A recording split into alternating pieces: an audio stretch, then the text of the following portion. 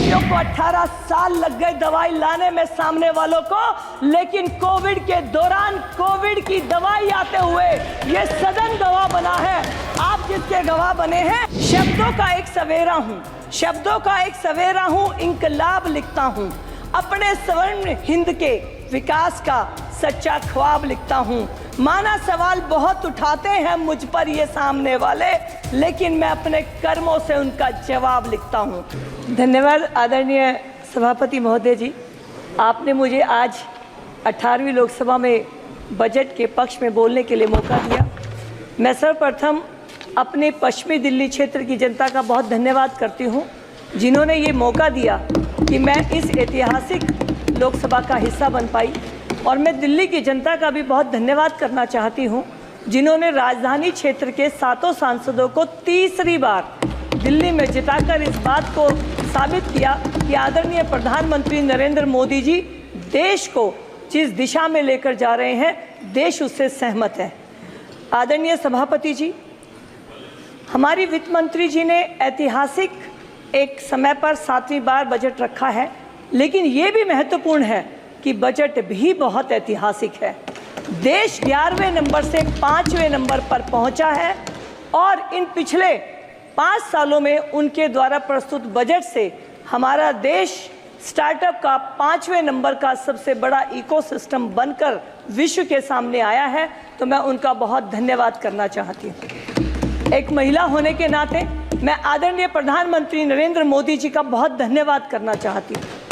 आधी आबादी, इस आधी आबादी को अपने निर्णयों से आर्थिक विकास के साथ आत्मसम्मान दिलाने का प्रयास अगर किसी प्रधानमंत्री जी ने स्पष्ट रूप से दिखाया है, तो वो देश के प्रधानमंत्री आदरणीय श्री नरेंद्र मोदी जी हैं। अगर 10 साल पहले हम महिला और बाल जो विकास मंत्रालय है उसका बजट देखें, तो वो सिर्फ मात्र 20,000 करोड़ होता था, जिसे इन 10 सालों में बढ़ाकर 26,000 करोड़ कर दिया गया है।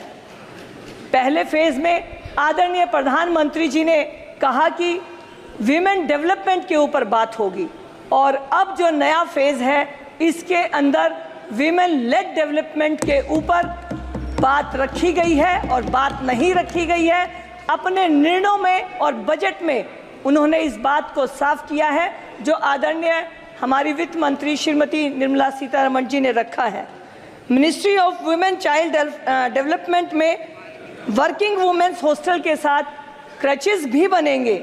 सेल्फ हेल्प ग्रुप में जो 83 लाख सेल्फ हेल्प ग्रुप बने हैं, उसमें 9 करोड़ महिलाएं खुद को इन्वॉल्व कर पाई हैं और इससे ग्रामीण क्षेत्रों में विशेष वृद्धि हुई है। 1 करोड़ बहनों को लखपति दीदी बनाने का प्रधानमंत्री जी का जो सपना है वो उन्होंने रखा है, और हमारा बजट उस तरफ अग्रसर है, ये हम देख पा रहे हैं। विश्व की सबसे बड़ी योजना स्वास्थ्य क्षेत्र की आयुष्मान योजना, उसमें आशा वर्कर और आंगनवाड़ी वर्कर, जो कि सबसे ज़्यादा महिलाएं जिसमें थी, 10 लाख महिला आशा वर्कर को और 13 लाख आंगनवाड़ी बहनों को इसमें फ़ायदा होगा। पीएम मुद्रा लोन योजना 10 लाख से 20 लाख की है।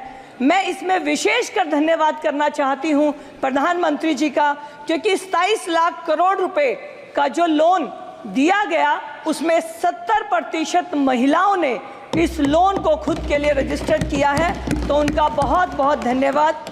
3 करोड़ पीएम आवास योजना के अंतर्गत घर दिए गए, और बहुत खुशी की बात है कि इसमें 70% ज्वाइंट, 26.6 अकेली महिलाओं के नाम घर का इंटाइटलमेंट हुआ है, जो महिलाओं को आत्मसम्मान की तरफ ले जाता है। LPG connection 10 crore 33 lakh Ujjwala connection, जिससे कि बचत भी और स्वास्थ्य भी। अनेक ऐसे काम हैं। पीएचडी की इनरोलमेंट 1 करोड़ हुई है।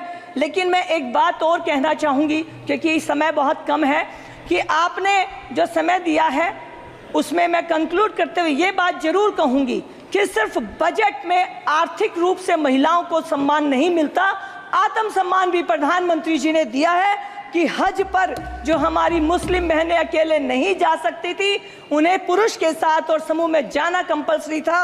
इस कंडीशन को हटाकर 2023 में जो मेरे देश की मेरी मुस्लिम बहनें हज पर गई हैं, 4000 उनका नंबर है और वो लेडी विदाउट महरम स्कीम के अंतर्गत वो गई हैं। तो मैं आदरणीय प्रधानमंत्री जी का बहुत धन्यवाद करती हूँ।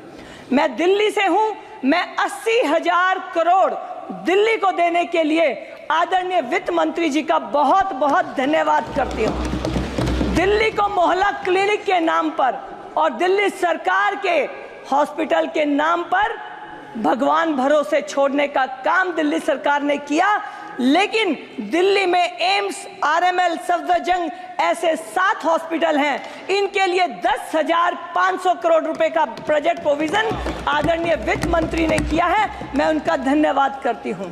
दिल्ली में कहा जाता है कि हम शिक्षा पर ध्यान दे रहे हैं, लेकिन आदरणीय सभापति महोदय जी, दिल्ली के 1080 स्कूल हैं सरकारी, जिसमें से 300 में साइंस नहीं है। लेकिन दिल्ली वाले सौभाग्यशाली हैं कि 6 संस्थाओं में, जिसमें कि दिल्ली यूनिवर्सिटी और सब हैं, 5200 करोड़ रुपए दिए गए हैं। अभी सामने से बहुत सवाल उठाए हैं प्रधानमंत्री जी के ऊपर, लेकिन मैं एक बात कहना चाहती हूँ, शब्दों का एक सवेरा हूँ, शब्दों का एक सवेरा हूँ, इंकलाब लिखता हूँ, अपने स्वर्ण हिंद के विकास का सच्चा ख्वाब लिखता हूँ। माना सवाल बहुत उठाते हैं मुझ पर ये सामने वाले, लेकिन मैं अपने कर्मों से उनका जवाब लिखता हूँ और उनके किए हुए कर्मों से आज तीसरी बार हम यहाँ पर हैं। सिर्फ 2 बात कहकर मैं अपनी बात को विराम दूंगी। आपने मुझे मौका दिया है कि दिल्ली में प्रदूषण के जो हालात हैं, उसमें भी आदरणीय वित्त मंत्री जी ने जिस तरह से मेट्रो के लिए बजट दिया है, रेलवे का 3000 करोड़ का बजट दिया है, मैं उनका धन्यवाद करना चाहती हूं।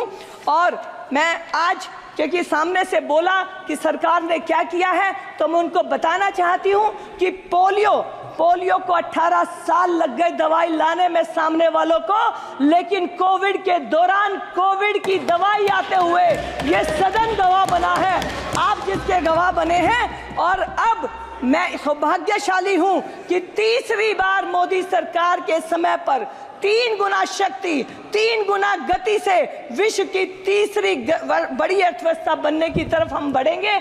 आपने मुझे मौका दिया, आपका बहुत बहुत धन्यवाद। जय हिंद, जय भारत। पोलियो को 18 साल लग गए दवाई लाने में सामने वालों को, लेकिन कोविड के दौरान कोविड की दवाई आते हुए ये सदन गवाह बना है, आप जिसके गवाह बने हैं। शब्दों का एक सवेरा हूँ, शब्दों का एक सवेरा हूँ, इंकलाब लिखता हूँ, अपने स्वर्ण हिंद के विकास का सच्चा ख्वाब लिखता हूँ।